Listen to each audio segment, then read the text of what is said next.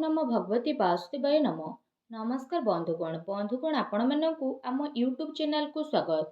बंधुगण आजिर ए भिडियो आपणक पई बहुत ही खास रहिबाकु जाउछि। आपणक पई आमे कहिबु आगामी ए 2.5 दिन आपणकर किपरि साब्यस्त हेबो, केउ प्रकार ए 2.5 दिन को आपण विशेष भाबरे साब्यस्त करिवे, ता सहित केउ सब जिनिस रे आपणकु फायदा हेबो, केउ सब जिनिस रे आपणकु सावधानियता अवलंबन करबाकु पड़िबो, आपणकर लव लाइफ किपरि रहिबो, क्यारियर किपरि रहिबो, बिजनेस आ व्यापार किपरि रहिबो एवं ता सहित स्वास्थ्यर महत्वपूर्ण इनफॉरमेशन मध्ये आमे आपण मानकु देबु। आउ ए वीडियो शेष रे आमे आपण मानकु गोटे उपाय विषय मध्ये कहबु, जहा द्वारा आपण ए 2.5 दिन को आहुरी अधिक शुभ और मंगलदायक साब्यस्त करि परिबे। तेणु आगो को वीडियो आरंभ करबा पूर्व आमर आपनकु रिक्वेस्ट कि जदि आपण आमर ए चैनल ले नुआ आछंती तो चैनल को सब्सक्राइब करिनेबा सह पाखरे थिबा नोटिफिकेशन बेल को मध्ये ऑन करंतु, या द्वारा समय समय रे सह नुआ नुआ वीडियो नोटिफिकेशन आपनक पाखरे पहुंचीबो। आसंतु जानिबा किपरि रहिबो आपणक पई विशेष भाबरे ए 2.5 दिन। जदि आमे सबुठारु प्रथमे कहिबा कि ए दिन रे कोन आपणक पई विशेष भाबरे पॉजिटिव रहिबा पई जाउछि, जदि आमे कहिबा फ्रेंड्स ए दिन रे आपण किछि राजनीति लोकंक सहित साक्षात हेबो एवं आपणकर लोकप्रियता बढ़िबो, ता सहित जन संपर्कर दायरा मध्ये विस्तृत हेबो। संतानक तरफरु तांकर क्यारियर को नेकी ए दिन रे किछि शुभ समाचार मध्ये आपणकु मिली पारे। आपणकर सिद्धांतवादी दृष्टिकोण समाज एवं धार्मिक स्थल रे आपणकु सम्मानजनक उपाधि विशेष रूप रे प्रदान करिबो, ता सहित धार्मिक एवं आध्यात्मिक गतिविधि रे आपणकर विशेष रूप रे महत्वपूर्ण योगदान रहिबो। प्रॉपर्टी संबंधित कोनोसी अटकी कार्य पूरा हेबार विशेष रूप रे संभावना बनिछि। ए दिनर समय आपणकु भल खराबर स्थिति देखैबो, ता सहित भाग्य एवं संतान संबंधित कार्य रे मध्य आपणकु विशेष रूप रे सुविधा प्रदान करिबो।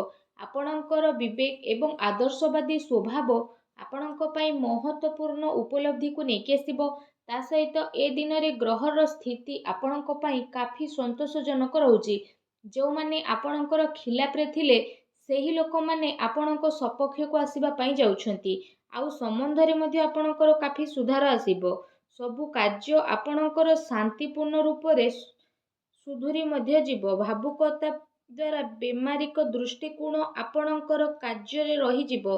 ता सहित आपणकर सकारात्मक एवं संतुलित भावना आपणको आगको बढ़ेबा एवं निजर कार्य को सुचारू रूप रे संपन्न करिबारे सहायता प्रदान करिबो। घरे कौनसी धार्मिक उत्सवर आयोजन मध्य विशेष रूप रे हेबो। ता सहित आपण पुणी थरे निजे निजकु ताजा अनुभव करिवे। एहा सहित जदि कहिबा अटकी थिबा बड़ धरणर पेमेंट मिलिबा कारणरू आर्थिक स्थिति मध्य आपणकर काफी समय पर्यंत सुधुरी जीवो, जो कारण पई आपणको काफी खुशी मिलिबो एवं आपणको मन बहुत ही प्रसन्न मध्य रहिबो। आसंतु जानिबा ए दिन रे कोन नेगेटिव रहिबो। कोनोसी प्रकारर उधारीरु आपण दूरी रुहंतु। धन लेण देण संबंधित कार्य करिबा ठारू छलना बा धोकार आपण शिकार होई पारती। कोनोसी भी कार्य करिबारे अधिक भाबी चिंती कि आपण आपणको टाइम लगांतु नाही। एहा द्वारा समय आपणको हातरू बाहरी पारे। सामाजिक संपर्क को मधुर बनेकी रखिबार अति आवश्यकता रहिछि। केबे केबे किछि नकारात्मक पुरुणा कथा पुणी थरे मध्य उठी पारे, जो कारण पई आपण निजर मन बल रे काफी टाइम पर्यंत कमी अनुभव करिवे। निजर स्वभाव को पॉजिटिव बनेकी रखंतु। एहा सहित ए कथार मध्य आपणको ध्यान देबार आवश्यकता रहिछि कि आपणकर सरल स्वभावर किछि लोक माने नाजायज फायदा मध्य उठाई पारती, जो कारण पई आपणकर मनर स्थिति किछि विचलित मध्य होई पारे। अन्यर प्रोब्लेम को सुलझेबारे आपणकर केते सारा महत्वपूर्ण कार्य मध्य अटकी पारे।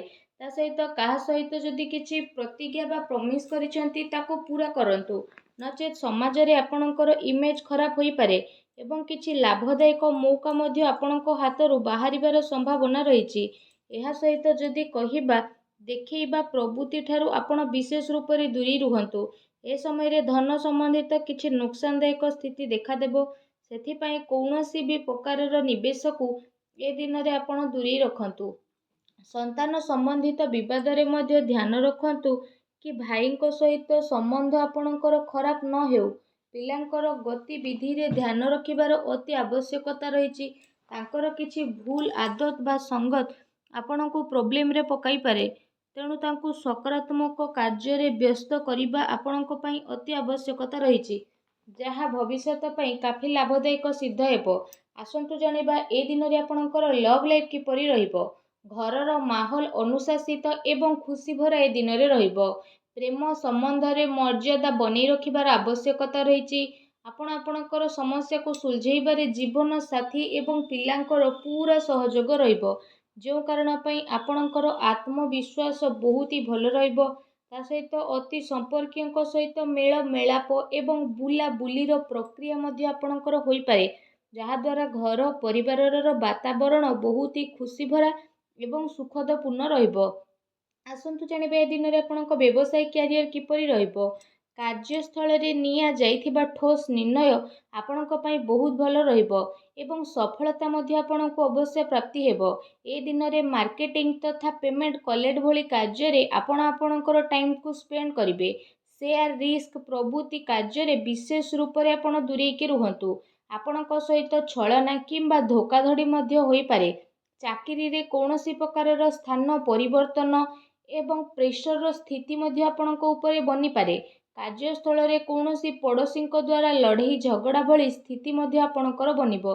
କିଛି କାନୁନି ବା ନିବେଶ ସମ୍ବନ୍ଧିତ ଜଟିଳତାର ମଧ୍ୟ ଆପଣଙ୍କୁ ବିଶେଷ ରୂପରେ ସାମ୍ନା କରିବା ପାଇଁ ପଡ଼ିବ। ବ୍ୟବସାୟିକ କାର୍ଯ୍ୟ ପ୍ରଣାଳୀରେ ପରିବର୍ତ୍ତନ ଆଣିବା ଆପଣଙ୍କ ପାଇଁ ଅତି ଆବଶ୍ୟକ ରହିଛି, ଯେଉଁଥିପାଇଁ ଆହୁରି ଅଧିକ ଭଲ ପରିଣାମ ଆପଣଙ୍କୁ ହାସିଲ ହେବ। ତା ସହିତ ବ୍ୟବସାୟିକ ପ୍ରତିଷ୍ଠାନରେ ଅନୁଭବୀ ଏବଂ ପରିବାରର ବରିଷ୍ଠ ଲୋକଙ୍କର ଅନୁମତି ଏବଂ ସହମତି ଦ୍ୱାରା କାର୍ଯ୍ୟ କରିବା ଦ୍ୱାରା କାଫି ସମସ୍ୟା ସବୁ ଆପଣଙ୍କର ଆସାନୀରେ ଦୂରେଇ ଯିବ। ଧନ ଲେଣଦେଣ ସମ୍ବନ୍ଧିତ କାର୍ଯ୍ୟରେ ଅଚାନକ କୌଣସି ଲାଭଦାୟକ ସ୍ଥିତି ମଧ୍ୟ ଆପଣଙ୍କର ବନିବ, ଯେଉଁ କାରଣ ପାଇଁ ଆପଣଙ୍କୁ କାଫି ଖୁସି ଅନୁଭବ ହେବ। କାର୍ଯ୍ୟ କ୍ଷେତ୍ରରେ ଆପଣ ଯାହା ପରିବର୍ତ୍ତନ ସମ୍ବନ୍ଧିତ ଯୋଜନା ବନଉଥିଲେ, ସେସବୁ ଉପରେ ଏବେ ଭଲ ସମୟ ଆସିଯାଇଛି। ଏ ସମୟରେ ଆପଣ ଅଧିକତମ ଊର୍ଜା ନିବେଶ ସମ୍ବନ୍ଧିତ କାର୍ଯ୍ୟରେ କରିବେ। ବର୍ତ୍ତମାନର ଗତିବିଧିରେ ନିଜର ଧ୍ୟାନକୁ କେନ୍ଦ୍ରିତ କରନ୍ତୁ, ଏହା ଆପଣଙ୍କ ପାଇଁ ବହୁତ ଭଲ ରହିବ। ଆସନ୍ତୁ ଜାଣିବା ଏ ଦିନରେ ଆପଣଙ୍କର ସ୍ୱାସ୍ଥ୍ୟ କିପରି ରହିବ। ଏ ଦିନରେ ଆପଣଙ୍କ ସ୍ୱାସ୍ଥ୍ୟ ବହୁତ ଭଲ ରହିବ, କିନ୍ତୁ ଦିନଚର୍ଯ୍ୟାକୁ ବ୍ୟବସ୍ଥିତ ବନେଇକି ରଖିବା ଆପଣଙ୍କ ପାଇଁ ଅତି ଆବଶ୍ୟକ ରହିଛି। ଏଥିପାଇଁ ଆପଣ ଆପଣଙ୍କ ଖାଦ୍ୟପେୟ ଉପରେ ଧ୍ୟାନ ଦିଅନ୍ତୁ। ଆପଣ ନିଜର ସ୍ୱାସ୍ଥ୍ୟକୁ ଆହୁରି ଅଧିକ ଭଲ ରଖିବା ପାଇଁ ପ୍ରତ୍ୟେକ ଦିନ ଯୋଗ କରନ୍ତୁ, ବ୍ୟାୟାମ କରନ୍ତୁ ଏବଂ ସୁସ୍ଥ ରୁହନ୍ତୁ। ଆସନ୍ତୁ ଜାଣିବା ଏ ଦିନରେ ଆପଣଙ୍କ ପାଇଁ କ'ଣ ବିଶେଷ ଉପାୟ ରହିଛି। ଏ ଦିନରେ ଆପଣ ସ୍ନାନ ଆଦି ବିଶେଷ ଭାବରେ କରିସାରିବା ପରେ 7ଟି କନ୍ୟାଙ୍କୁ ଘରକୁ ଡାକିକି ପ୍ରସାଦ ସ୍ୱରୂପ ତାଙ୍କୁ କ୍ଷୀରି ଖୁଆନ୍ତୁ ତଥା ତାଙ୍କୁ ବିଶେଷ ରୂପରେ ଦକ୍ଷିଣାରେ କିଛି ପଇସା ଏବଂ କିଛି ହଳଦିଆ ରଙ୍ଗର ବସ୍ତ୍ର ଦେଇକି ବିଦା କରନ୍ତୁ। ଏପରି କରିବା ଦ୍ୱାରା ମା ଲକ୍ଷ୍ମୀ ବହୁତ ଶୀଘ୍ର ପ୍ରସନ୍ନ ହେବେ ଏବଂ ଆପଣଙ୍କର ସମସ୍ତ କଷ୍ଟକୁ ଦୂର କରିବେ। ଯାହା ବି ଆପଣଙ୍କ ଜୀବନରେ ପ୍ରୋବ୍ଲେମ ଚାଲୁଛି, ସବୁ ପ୍ରୋବ୍ଲେମର ଅନ୍ତ ହେବ ଏବଂ ଆପଣଙ୍କୁ ଶୀଘ୍ର ହିଁ ଶୁଭ ଫଳର ପ୍ରାପ୍ତି ହେବ ଏବଂ ଆପଣଙ୍କର ସମସ୍ତ କାର୍ଯ୍ୟ ମା ଲକ୍ଷ୍ମୀଙ୍କ ଆଶୀର୍ବାଦରୁ ବହୁତ ଆସାନୀରେ ବନି ମଧ୍ୟ ଯିବ। ମା ଲକ୍ଷ୍ମୀଙ୍କ ଆଶୀର୍ବାଦ ଆପଣଙ୍କୁ ପ୍ରାପ୍ତ ହେଉ। ସଚ୍ଚା ଦିଲରେ କମେଣ୍ଟ ବକ୍ସରେ ଜୟ ମା ଲକ୍ଷ୍ମୀ ଅବଶ୍ୟ ଲେଖନ୍ତୁ ଏବଂ ଭିଡ଼ିଓକୁ ଲାଇକ୍ କରିବା ପାଇଁ ଆଦୌ ବି ଆପଣ ଭୁଲନ୍ତୁ ନାହିଁ। ଧନ୍ୟବାଦ।